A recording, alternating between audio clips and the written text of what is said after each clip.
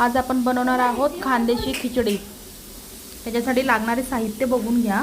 हळद, कांदा, टोमॅटो, वाटाणे मी माझ्या चवीसाठी टाकते, फक्त मला आवडतात म्हणून। तांदूळ, डाळ, आज आपण मसूरच्या डाळची बनवतोय, नाहीतर नेहमी मी तुरीच्या डाळचीच बनवते। 2.5 वाटे तांदूळ घेतलेत, कारण आम्ही 4 जण आहोत, तर 4 जणांना ते पुरण्यासाठी। टोमॅटो चिरलाय, कांदा चिरलाय, मिरची, कढीपत्ता, आलं लसूणची पेस्ट, वाटाणे, कढीपत्ता, मिरची, बटाटे एक बटाटा कापून घेतला। माझ्या मुलांना जास्त आवडत नाही बटाटा म्हणून। कुकर ठेवलाय गरम करण्यासाठी, तापण्यासाठी।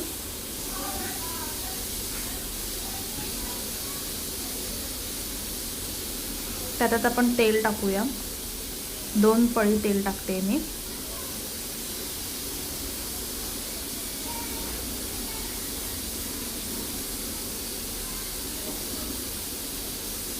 जिरं टाकलंय तेलामध्ये, मिरची, कांदा आता हे लाल होत आलेला आहे। त्यात टोमॅटो ॲड केला आहे। आता टोमॅटो थोडासा नरम झाला की आलं लसूणची पेस्ट टाकते, थोडंसं मिक्स करते। आता त्याच्यामध्ये आता मी हिंग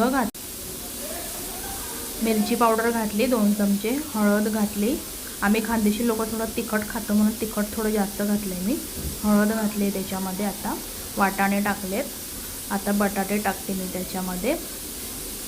थोडंसं हलवलं व्यवस्थित मी। आता त्यात डाळ तांदूळ टाकले,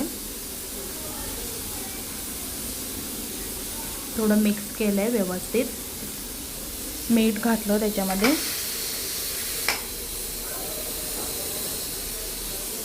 छान टेक्स्चर दिसतंय। आता पाणी टाकलं, मिक्स करून घेतलं व्यवस्थित। आता कुकर बंद करते आणि